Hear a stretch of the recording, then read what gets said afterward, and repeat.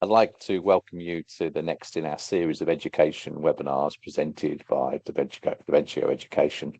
For anyone who wants to find out other webinars, please look on our website. Today, we're privileged to be joined by Neil Wilson, who's an experienced leader with over 20 years' experience of working in schools across the Midlands. As you can read, he is head teacher of Oakwood Primary School for the last 2.5 years and has developed curriculum and assessment while he's been at the school. So over to you, Neil, with your diagnostic approach to teaching and learning. Thanks, Andy. Hello, everyone. I'm just going to share my slides. 1 second.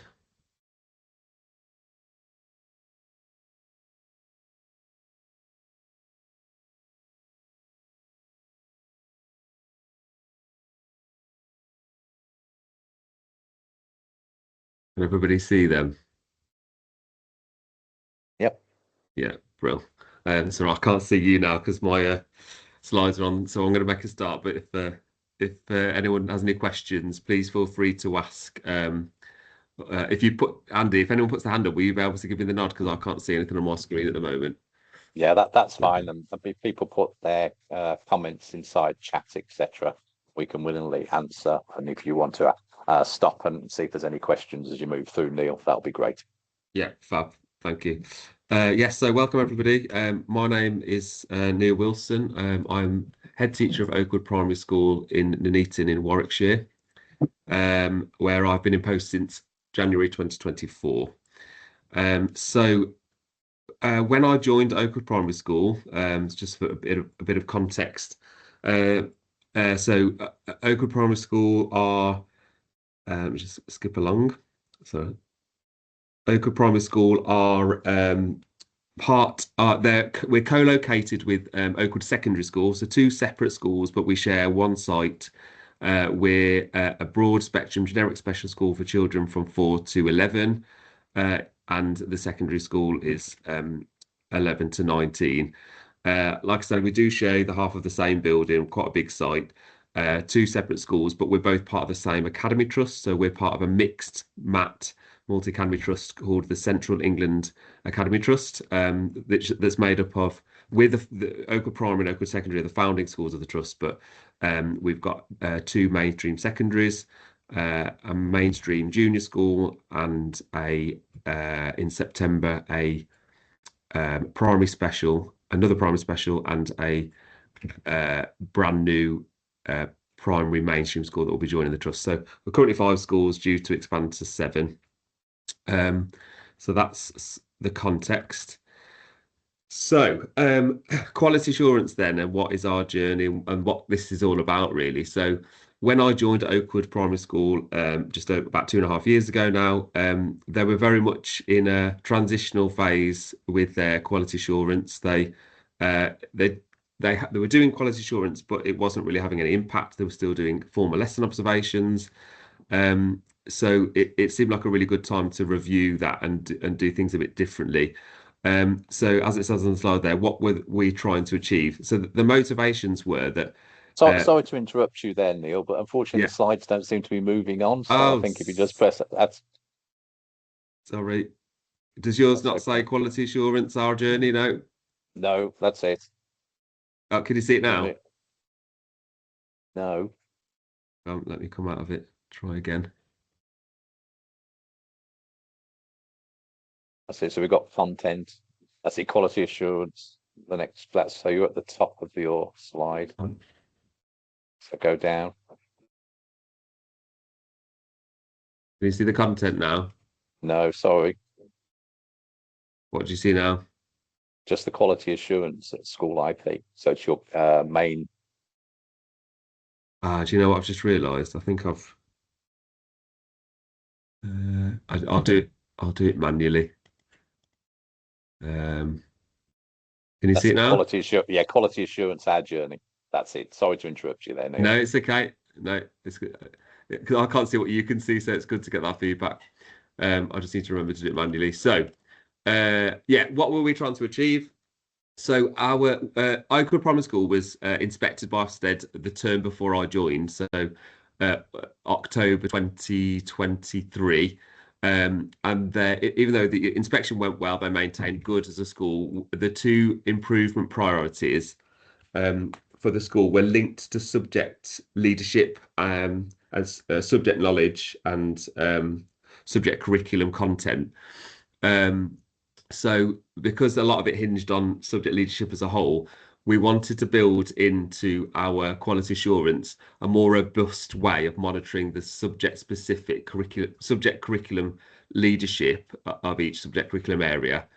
And so with a bit of to and fro and some discussion with our school improvement partner at the time, who had done a similar thing in her school, we introduced the concept of Diagnostic Days. So it wasn't just about the subject specific, it was across the whole board, but we had already got monitoring in place in other areas that was quite robust. So pupil curriculum reviews, so pupil progress meetings, for example, and other aspects of monitoring that were going quite well, but we just didn't really seem to be getting it right with subject leadership and the monitoring of subject leadership. So that was a big motivating factor. And we also wanted, the other big motivating factor was wanting to come away from staged formal lesson observations where, and we all know what it's like that we work in schools, if we have termly lesson observations with each teacher that are pre-planned, they know when they're coming and they put on a great show, and quite often it's an amazing lesson that you see in that formal lesson observation, but it doesn't give you a clear picture of what the quality of teaching looks like over time and on a normal day. So because it's very staged, it's that show, and what we wanted a monitoring system that allowed us to have a more accurate picture of what the quality of teaching, looked like on a day-to-day basis. So, and we feel that we have achieved that through this quality assurance approach that we've developed. So we've got rid of formal lesson observations as well. So it's kind of broken down into two sections really. So at this next stage, curriculum teaching and learning quality assurance. So we've got the diagnostic days, which is the specific subject quality assurance, and it includes lesson drop-ins in the morning, including checks of our PCPs, which I'll explain in a minute, and provision. And then in the afternoon, we look at the assessment side of learning. So we use a system called Evidence for Learning to record all of our pupils' work and the progress that they make against their curriculum. Evidence for Learning is a system that's quite commonly used in special schools. Sorry, I have mentioned that we're a primary special school before. So that's what it looks like on the diagnostic days. So we have 14 diagnostic days that run throughout the course of the academic year. So we do English and Maths and an English and Maths diagnostic day once a term. So they're repeated 3 times throughout the year. And all of the subject areas are done once throughout the academic year, but they're spaced out. So that we're getting a really detailed diagnostic day for each curriculum subject area, where we're looking very in depth at what that looks like in terms of what it looks like in the lessons through a lesson drop-in. What does the learning look like on the evidence for learning side of things and the progress over time? And it will always be a senior leader and the relevant subject lead that will conduct that diagnostic day review, and it's a whole day. So it's quite intense, but it's really the information that we collect from that one day is huge and really powerful. And what's fed back to the team, the staff, is the strengths from that day, what was identified about the subject strengths from the day, the development areas, and implications for the future. So another thing that we've learned along the journey about quality assurance is that it's quite easy to weigh and measure, so and identify what the strengths and development areas are, but the point of this is what we're going to do about it. So whatever the development areas are that you've identified, what is it that you're going to do about it? So do we need to put on a specific training session for staff? So I think the recent or the previous diagnostic day that we've done was for maths. That's the one that we did last. We've got PE tomorrow. So for the maths one, if we've identified development areas, what are we going to do about that? So do we need to get the maths lead to do a specific training course that we put into our CPD schedule around how a specific element of maths needs to be taught, or what maths in the environment needs to look like, or whatever it is that's flagged up from the diagnostic day. Obviously, there'll be lots of things that are brought up, lots of strengths, lots of development areas. So we do really try to focus it down, because we can't expect people to address everything all in one go. So we decide which is the thing that's the most priority that needs to be developed or actioned. So that's the diagnostic days. We've got a couple of forms. I'm going to go through the forms shortly in terms to show you how we collect the information and what we do with it. But the other side of quality assurance that kind of runs alongside or addition to the diagnostic days is something we call spotlight visits. So it's further kind of learning walks, but they're very specifically looking. So it's not specific to a subject area necessarily. But it's another opportunity for our middle and senior leaders to go into the classrooms and look at learning environments, and to look at how consistent our teaching is. So we've got a document that we'd already developed before we were using SchoolIP for our quality assurance system. The document was called Expectations of a Teacher at Oakwood Primary School, which the school had developed, and it lays out, it's quite a detailed document that lays out all of the things that's expected of a teacher in terms of assessment, environment, and all the different elements of teacher that you would expect a teacher to carry out, but that are quite specific to our school. So those things are covered through those spotlight visits. So the other difference as well is, so I'm just going to jump ahead just to explain this. The first two forms that I'm going to go through in a minute are linked to our diagnostic days. So those forms will be filled in when we do a diagnostic day. And the other two forms that link with the spotlight visits I've just mentioned are linked to the appraisal process. So the appraiser of that teacher will be the one that carries out those spotlight visits, and will give specific feedback about the performance of whatever was flagged up from those spotlight visits. So I'm going to pause for a second. Has anyone got any questions about what I've said so far? I'm about to go into a bit more detail about what our actual quality assurance cycle looks like. Any questions?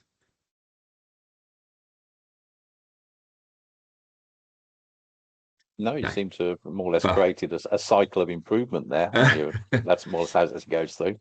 Yeah, Oh, there is a question. There is a question that has popped up here. Sure. So let me have a quick look in here. Right.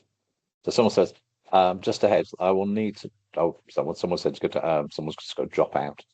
Well, that's fine. But it says, do you do work scrutiny and pupil voice in your drop-ins? Yeah, perfectly timed questions. That's what I'm about to go on to now. So just before I show you this, one of the things that we're going to, I think I've already referred to it once, and that we're going to refer to again, is something called a PCP. So this is very bespoke and specific to Oakwood Primary School, something that the school developed before I arrived, but has enhanced since. So can you all see the next slide? Which is a kind of a picture version of our personal curriculum plans.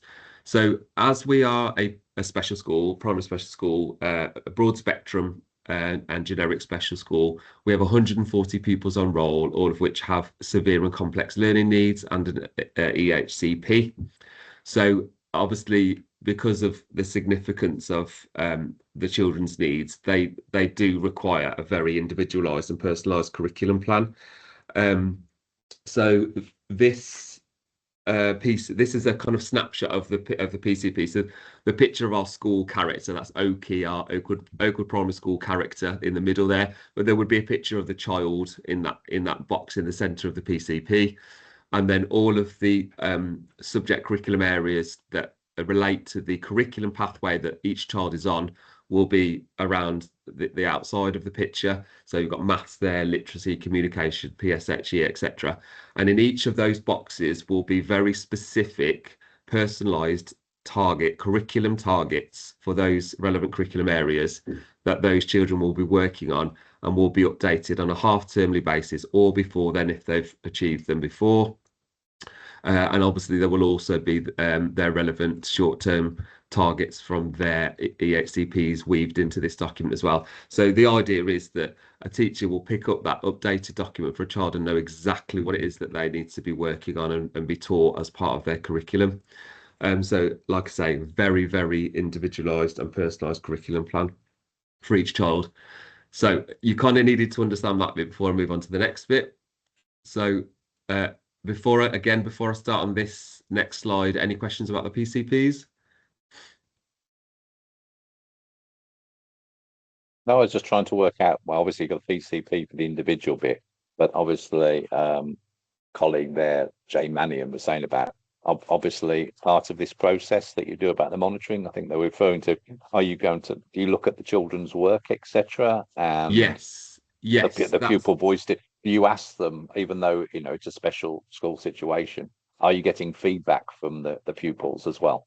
yes. So I'll cover that off as well. So forgive me for how busy this one is. So we've got this is a map of exactly what monitoring we do across the academic year. So it's broken down into the three terms: autumn, spring, and summer, color coded blue, orange, and green. So if I take the autumn term, for example, so a lot of stuff will be repeated throughout the terms, but the diagnostic days will change.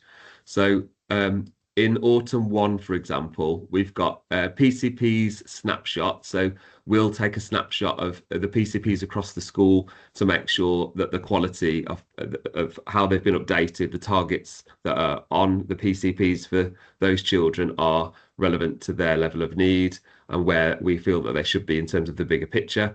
So that's done by senior leadership. So that's the PCP snapshot. We've got then scheduled into this first half term is the English Diagnostic Day. We also then look at phonics trackers in the October of that term. And there's also the Creative Diagnostic Day. So there's 2 subject diagnostic days scheduled for that first half term of this year, of this half term. And then we'll also, through the drop in the spotlight visit, that I mentioned earlier, at the bottom we will do the expectations of learning environments and expectations of the teacher element of the monitoring as well. As you go through to the autumn 2, we've then got a maths and a PSHE diagnostic day occurring that half term.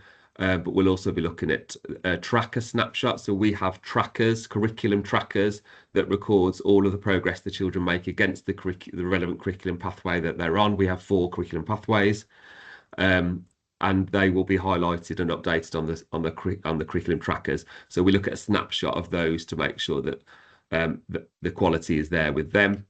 And then down here at the end of each term, so you can see here at the end of this autumn term in autumn 2, we've got curriculum pupil reviews. So these are quite often referred to in most schools or in other schools as pupil progress meetings. We call them curriculum pupil review meetings, where senior leaders, our curriculum lead and assessment lead, will meet with each individual teacher in a meeting to discuss the progress of the pupils in their class specifically, flag any concerns about children that might not be making progress, and have a discussion about why that might be, and unpick that and work together to put the relevant things in place, like interventions or support, for example. Yeah, so and then the cycle continues. So it's more or less the same things that will occur each term in terms of diagnostic days for the relevant subjects that have been scheduled in for that half term. Curriculum tracker snapshots, PCP snapshots, phonics trackers are updated and checked as well. And throughout the course of the year, everything is covered then. So how do we record the information that we capture through all of this monitoring? So that takes me to the next slide. So as I mentioned before, sorry, just before I move on, Andy, did I answer the question that was put in the chat? I think what the main question that someone was asking was, obviously you're collecting all this information through the diagnostic, and I think the question that the person asked was, as part of that process, are you looking at children's work? Because that's the work scrutiny. And the other one was, are you asking for the feedback of pupils as part of that discussion. So obviously, when you said about the leaders going into the classroom, they're not going to sit there with a clipboard because those days disappear. But I dare Yeah. say, are they going to ask the pupils and certain questions? I know it's difficult because of the setting of your school, but obviously, I've just wondered if they were asking those. I think that was where the question came in. Yeah, in terms of the second question, because of the level of need that our school has. So again, we are a complex needs, a broad spectrum special school. So an increasing number of children each year are increasing in their level of need. So the majority of our children are non-verbal or pre-verbal. So we do have student council, we do have pupil voice, we do have pupil voice surveys that we put out every term but obviously they're done in a very specific way in accordance with the way that child communicates with the aid of assistive communication technology and devices, symbols, etc. So we do collect that information through pupil voice, but it wouldn't necessarily look the same as how I imagine it would in many mainstream settings where the relevant person doing that monitoring and going in to do the lesson drop-ins or spotlight visits would be speaking to the children in the classroom. That it wouldn't really look the same, but we are still collecting that information. Sorry, Andy, Okay. No, remind me of the first question as no, well. that was the question, because that was fine that you answered that one. Because then there Yeah, was a question about your nice little picture with your Oki character on, and I think yeah. Vicky was asking, do they go out to parents? I think she was referring to Yeah, that. Yeah. yes. So each half term these are updated, like I say, unless they need to be updated before. But every time they are updated, the PCPs are shared with parents as well, which is great because uh, in many mainstream settings, the parents wouldn't necessarily know in any level of detail what their children learn at any given time. I think some schools that are probably slightly better at that will share maybe at the beginning of each term, oh, this is what we're covering in these subjects this term. But it's quite often quite a general overview and not particularly detailed. But obviously, with these PCPs, at any given time, the parents know exactly what it is that their children are learning or we're working on with them, which is great, and the parents love them. Okay, another question from Karen here. She says, Yeah. are spotlight visits the same as snapshots? No, so the good question. So the snapshots or the lesson drop-ins. This will probably. I'm just going to jump to the first form. So the lesson drop-ins that occur in the morning of the diagnostic days are subject specific only, whereas the lesson drop-ins are more general, so they're not specific to subjects, and we tend to be looking more in the lesson drop-ins at the environment and the expectations of teaching and learning in terms of what we expect of teachers at Oakwood to be covering off as part of our school-specific expectations in line with teaching standards.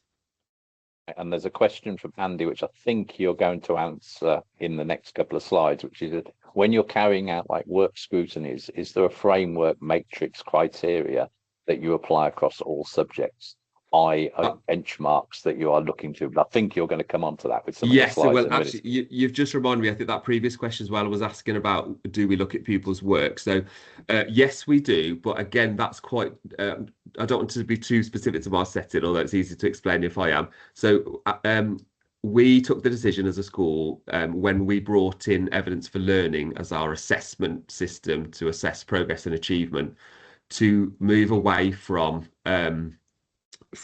exercise books. So no children at our school have any exercise books, which sounds quite radical, doesn't it, in their lessons. And most of the reason behind that is because most of our children from reception up to year 6, there's slightly more children in upper key stage 2 that are probably our sort of older cohort where some of them are still a little bit more moderate in their learning difficulties as opposed to the rest of the cohort that have been coming through over the last few years that are more severe and complex. So most of our children are not yet at the stage of development, despite their age, where they are writing and that they can use a pencil to write. So the focus shouldn't really be on that for our learners. The focus is around developing those skills that they've not developed yet developmentally. So, I mean, on entry, children are coming into our reception at between 0 to 6 months development. So if you think about that in real terms, you wouldn't be expecting, and again, as they go through to year 1, year 2, they're still working below the normal chronological age of a child starting at a mainstream primary school. So even in year 1, year 2, they're still working pre-nursery, pre-early years. So you wouldn't be expecting children of that age chronologically to be working in exercise books. It's just not appropriate for our learners.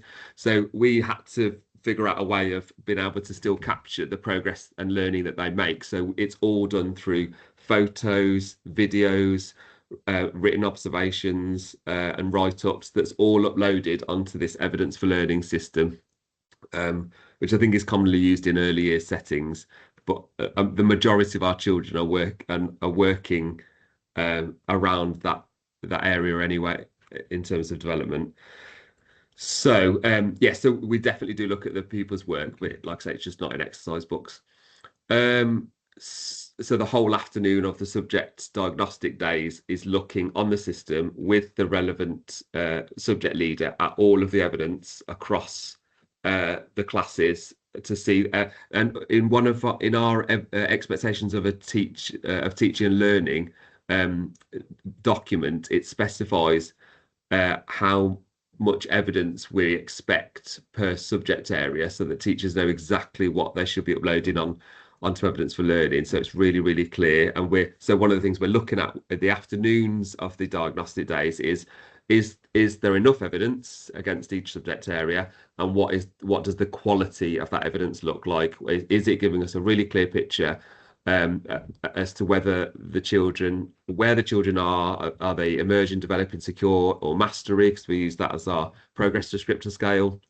There was so much that I could talk about here, so I've really tried to focus it on the quality assurance, because I could be here all day on the assessment side of things. But yeah, it's quite a robust system in terms of what we expect teachers to upload onto evidence for learning, because that's our version of a book trawl. So on to the first form then. So as I said before, the first 2 forms, evaluating the quality of subject teaching and performance, and evaluating the quality of teaching and learning over time. These 2 forms that we've developed on SchoolIP with the help of Andy are what we use as part of the diagnostic days. So the first one, evaluating the quality of subject teaching, looks like this. So as you can see in the guidance part, hopefully you can see this, the guidance part of the form, it's got lesson drop-ins / learning walks, expectations of a teacher document to be used as the criteria to judge against. So as I mentioned before, and I think this was a question that came up, that document is largely a broken down version of the teaching standards, but just a bit more bespoke to our school in terms of the way that we do things. It's quite a detailed document, but it's only ever used as a reference point, not as a tick sheet to tick off that that the teachers are doing absolutely everything on there, because we don't expect that. It's just a guidance document to inform whoever is doing those lesson drop-ins of the kind of things that we want to be seeing when we go in for those lesson drop-ins. But again, it's subject specific in this scenario. And so that's done in the morning. And so as you go under, you can see 2 rows here: lesson drop-ins with the grading, the Ofsted grading criteria: exceptional, strong standard, expected standard, needs attention, and urgent improvement. And then in the afternoon, we've got our EFL, evidence for learning and progress, which is our book trawl, work scrutiny, whatever you want to call it, where we're looking on the system at all of the evidence, or a sample of evidence specific to that subject.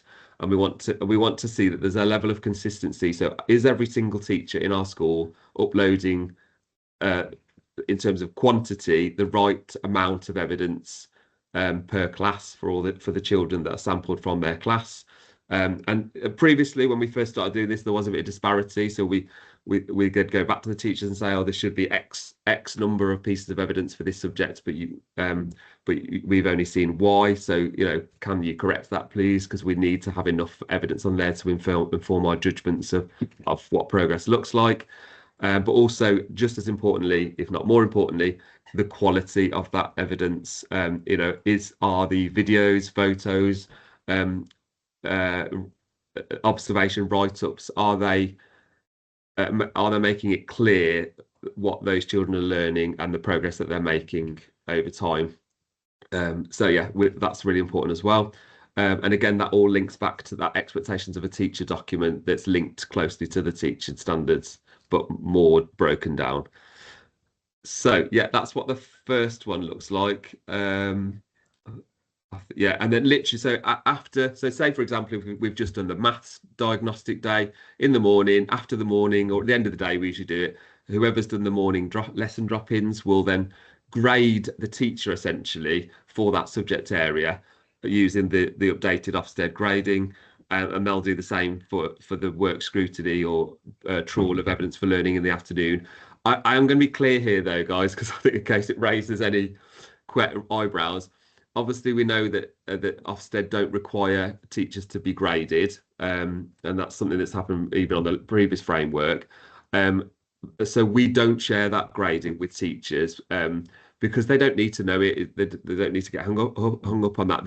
This is purely for SLT purpose, because if we're asked by governors about what the quality of our teaching looks like, and if we're asked by Ofsted when they come in to judge ourselves on curriculum and teaching, which is one of the evaluation areas, we will be able to say with confidence, with lots of evidence over time, that 75% of our teaching is at least expected standard, 20% strong standard, 5% exceptional, so whatever that looks like. But we'll have so much evidence across the 14 diagnostic days that are scheduled throughout the course of the year, as well as all of the other monitoring or any of the monitoring that is graded. We've got all that evidence to back up that judgment, and that's what that's about. But it's not shared with teachers. The only thing that will be shared with teachers is the specific developmental feedback, the strengths and the development points that we decide as a team of SLT members or subject leaders as to what should be fed back to each individual teacher with regards to the outcome of that diagnostic day or quality assurance. So, any questions before I move on to the second form? Yeah, Mark's sent one saying, are you able to share the expectation of your teacher document? So, big question here, Neil. You're able to send it over to us, and what we can do is at the end of this, when we send out the recording to all those people that have kindly attended, is it possible to share that? I'm sure I can do that, but I think I'll do that on the condition that there's one small caveat, which is that document, although the four forms we've created in SchoolIP to allow us to collect the evidence of our quality assurance, which I'm going through now, are up to date and quite new. The expectations of a teacher or expectations of teaching and learning document that was already developed and is quite a lengthy document, it does need to be updated. And we were only talking the other week with myself and my senior leadership team. We're talking about the fact that we probably need to review that. It's been a few years since that's been in place, just and update it and make sure it's still relevant. So I'm very happy to share it, but please know that it might not be bang up to date with where we need it to be for our school. But it will certainly give you an idea of what information we're using to form our judgment. So yeah, absolutely fine. So the second form that we use then, so this isn't necessarily specific to diagnostic days per se, but it's still part of the quality assurance that I went through on the mapping document before, that we are grading. Again, we don't share that grade with teachers, but so throughout the course of each term, as I explained before, in addition to the subject specific diagnostic days, we've got the pupil curriculum reviews, so pupil progress meetings, PCP snapshots, tracker snapshots, and phonics tracker snapshots. So whenever it gets to the relevant point in the term where those activities, QA activities, are carried out, again, each individual teacher will have one of these forms filled in, and it's then completed. So obviously those quality assurance activities are not completed all at the same time. So this will just be an open form that's set up on SchoolIP against each teacher, and as and when those 4 things are completed, pupil curriculum reviews, then PCP snapshots, etc. We'll just then click the relevant box to grade, and it's all color coded where they are, so that we've got that additional evidence of the other side of the quality assurance that we're doing, so that it's also evidenced as well. So, you know, and we'll be able to take an average then, so we can say across this form and the previous one that I showed, that if the teachers are consistently coming in at expected standard across the board for the diagnostic days and for all of the other elements of QA that we do, that's captured by this second form, if they're consistently showing as expected standard, then we know that that teacher is solidly working within the grading area of expected standard. Obviously, it's not necessarily always going to be that clear cut. So for some, they might be higher, for other things might be lower, but we'll sort of take an average of where we think that teacher's performing. But because it's so specific, if a teacher is consistently, I don't know, strong standard for the diagnostic days, lesson drop-ins and evidence for learning tools, and you know, 3 of these elements, but it may be they're not quite getting the phonics trackers right, then, you know, again, it really focuses that feedback and the areas that we need to work on with that teacher. So it's certainly the most robust quality assurance model that I've ever known or been a part of developing in the 4 schools I've worked across. So that's the first 2 done. The next 2 are slightly different, but so I'll take any questions if you have any at this point.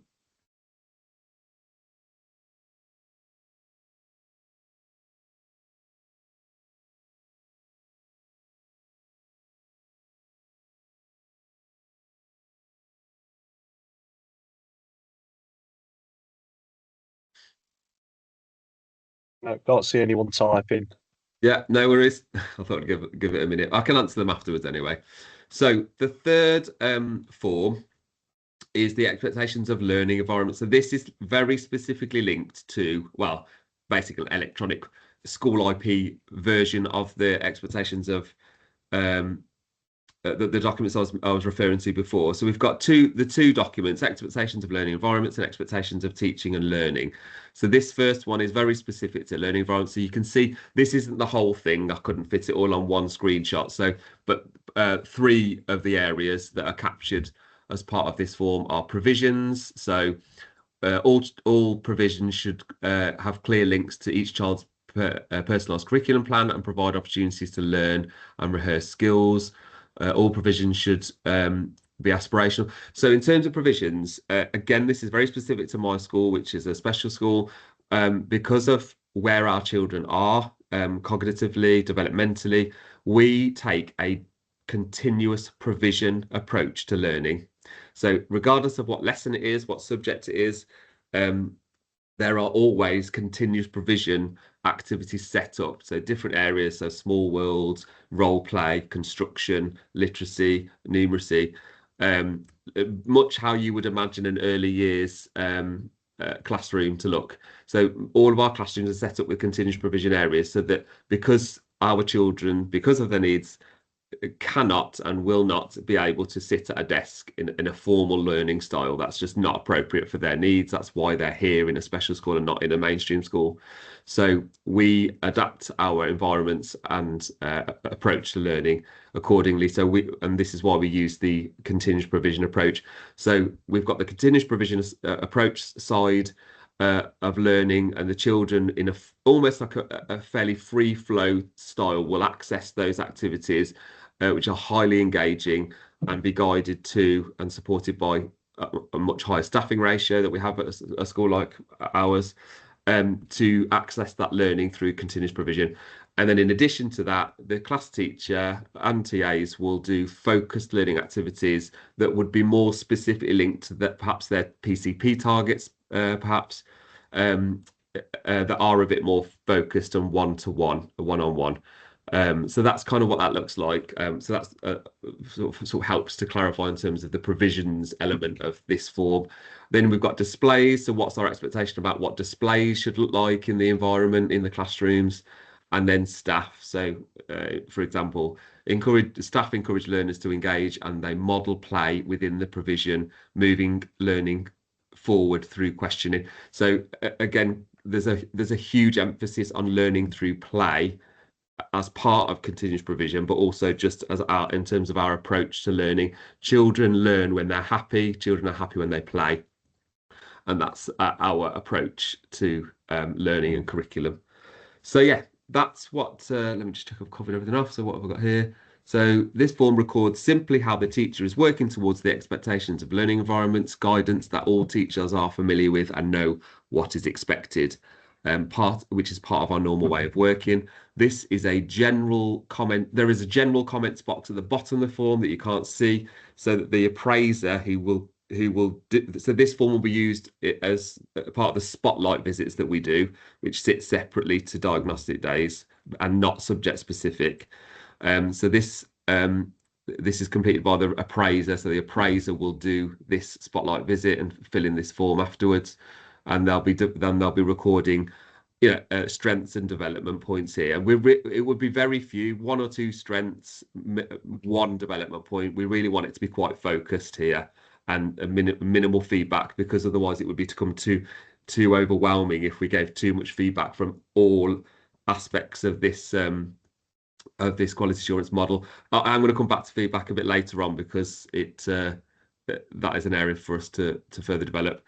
And then this is not necessarily an exhaustive list, and not every criteria needs to be ticked off in every spotlight visit.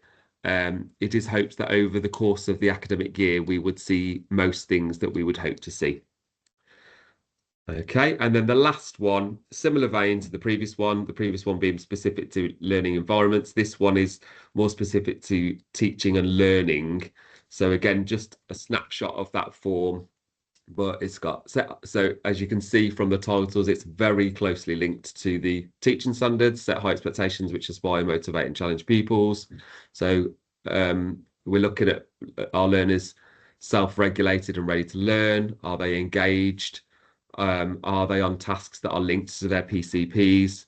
Are learners using prior knowledge to extend their learning? So, we're not necessarily going to see evidence of that in every single spotlight visit, because they're quite brief and short visits. And again, it's not designed to be a tick list, but it's there for guidance of what we're looking for, and we want to be seeing most of that over time.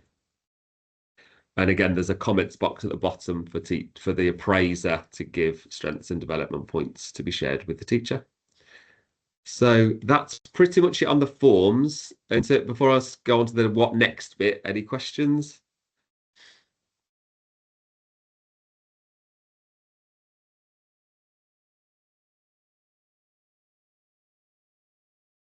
Okay, so I'll bear with me. I think I've got Vicky. I think she's just typing something in there. Now, as you did mention about this feedback loop about giving feedback, so we'll just wait for Vicky just to put a comment in there. Yeah, sure. I feel like I might have gone over on the time, but I've literally just got 2 more slides to do, so I shouldn't be very much longer now. Vicky said, what software do you use? So at the end of this presentation, we'll explain what SchoolIP is and how it collates everything together. Fab. Yeah, that's fab. Yeah. Okay, so yeah, in terms of the feedback then, so now that we're confident that we've got a robust and bespoke monitoring quality assurance cycle and process, and the 4 relevant forms that facilitate the collection of the required information, and to allow us to form confident and accurate and relevant judgments from that information. Really, the next step for us is to focus a bit more on the quality and frequency of the feedback that we give. So if you think about it, if I jump back up, this quality assurance cycle and all of the various activities that it includes, which is the Diagnostic Days, and then those other areas of the pupil curriculum reviews, PCP snapshots, tracker snapshots, phonics snapshots, etc. That's a lot of different things to then have to give feedback on, which could very easily become quite overwhelming to staff if they had feedback, specific developmental strength. The strengths bit's not a problem, which is always good to remind people what they're doing well. But if people had too much developmental feedback, it very quickly become overwhelming in terms of, oh gosh, what do we work on first? So We are refining this bit part at the moment because it's just as important as everything else I've already been through, if not more in some ways. So the general rule of thumb thus far, is that if we're not concerned about a teacher's performance from the monitoring that we've done, we will share generic feedback with all teachers following a diagnostic day, for example, where we'll say these are the strengths that we've identified across the board, these are the development areas we've identified across the board, and these are the implications for the future. But they won't be specific to an individual teacher, they're just generic things. But as is likely to be the case, there will likely be one or two teachers that we're less happy with the quality that that has come out of that diagnostic day or that element of quality assurance, and therefore it is deemed more appropriate to give them more specific feedback. But it would literally just be one bit of developmental feedback, not a list of things that they need to work on. So we're just tackling one thing at a time, and then we'll check the next term whether that's something that has been addressed or whether it needs to be picked up again. But we haven't quite refined specifically what that looks like, and we are very conscious that it is a very robust and detailed QA cycle. So we do have to be very careful what that feedback looks like and how much is given. And then sorry, and the only other important thing I would say there as well is that because of how much is on there, one of the things that's vitally important is the fact that timely constructive feedback is given. So it's no good doing a diagnostic day in September and not giving feedback for that until the end of the spring term. It needs to be done within the same week, ideally, if not the very next day. And then in terms of support from SchoolIP colleagues, so I kind of developed an interest in SchoolIP, which is a system that school were using before I joined, but not very well. I had no idea to begin with the full extent of what SchoolIP can do and all of the things that it can be used for. So we focused initially on using it for our quality assurance and have refined that over time, which is what I've just been explaining. But we've developed a great working relationship with our link consultant, which is Andy, who has guided me through very gradually on all of the other things that SchoolIP can support with. So I use SchoolIP now for all of our appraisal systems, appraisals and the appraisal cycle. Our school development plan is on SchoolIP, and our self-evaluation form is also on SchoolIP. The only thing that we're not currently using it for, but will be very soon, is as a training matrix to track all of our staff CPD and training records. So when we're doing that as well, we'll be pretty much using SchoolIP for everything. And I personally think it's an absolutely phenomenal system that works really well in terms of the management of many things for a school. So yeah, great support from SchoolIP there, and I really like the way that it's done, because with lots of new systems it can be quite overwhelming, can sometimes be a bit difficult to figure out how they work, especially when they're as comprehensive as SchoolIP. But the way that it's set up and the training that you get from the SchoolIP colleagues it just makes it feel so easy and so smooth. So yeah, really good. That's me done, Andy. Sorry if I've gone over. No. Thank you very much for the bit of sales pitch there. That was caught me a bit by surprise. As Vicky did point out, she said, "What is SchoolIP?" So if I quickly share my screen, and then if any colleagues have got any other extra questions they want to ask, that'll be great. Sure. Okay.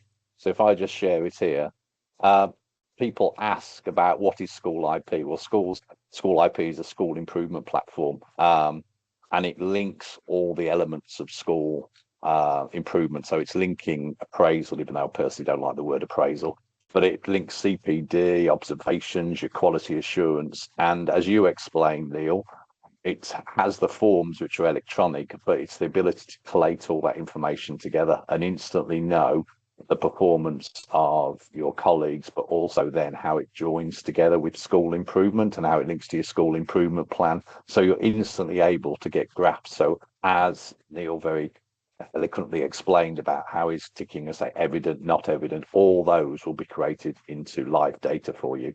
And the idea is we create systems where you come up with the idea, as you pointed out, Neil, and then we create it in our system. So you have that bit about this is what I want to achieve, this is the outcome I want, and this is what we do. We work with you, as you said, about a partnership. So we're creating things which are visible and accountable, and we adapt for the organization. And our big thing is, because obviously our background of being a head teacher, is reducing workload. And the idea of you having to go through lots and lots of papers and documentation, your quality assurance process, instantly able to identify strengths, areas for improvement, and create that improvement cycle, which is what you've been explaining the whole point going forward. And our offering is free and limited support and training. We create it to your setting. We have 20 years working in the sector, and I think based upon our team, 3 of us are governors anyway and former educators. And the idea is to create data from this, which you then are able to present to governors. And we also work with you to present towards Ofsted and inspections. And to find out more, contact Liam, who's also on this call here. So the details up here, telephone number, or if you want to, if you've got your phone available now, just take a copy of this QR code and it'll go straight there. But Liam will follow this up anyway, with all those people who attended at the recording anyway. So I don't know if anyone else has got any questions or anything else they want to ask, but you gave us a very detailed about your QA process, and a lot of those things that you mentioned today could actually be quite easily adapted into mainstream education, because the idea of the summary document, which I know is very hard, but you're collecting all the evidence, but also the ability to go in there, identify quickly about what's evident, what's not evident, and whether people relate it to their own teacher standards or actually create their own learning principles. But I think the big thing is the ability, working with you, to create that instant data and show the position of your staff and also provide guidance moving forward. That's my bit's finished now. I can't see any more questions. Just a little note from Vicky saying very informative and thought-provoking. Thank you. So yeah, if there's no more questions for today's session, we'll call it a day there. I will be following up tomorrow with the recording and the slideshow. So if anyone wants to find out more about SchooliP, obviously you can reply to that email. But if you've got any more questions, I might pop up over the next sort of 12 to 24 hours until I get around to sending that email to you. Feel free to reply to me with those questions as well, and I'll be happy to pass those over to Neil for you. But yeah, thank you very much, Neil, for your time and presentation. Thank you, Andy, for jumping in with some questions and providing a quick description of SchooliP at the end there as well. And thank you to everyone who's taken the time to join us for today's IP webinar. We hope to see you at a future event.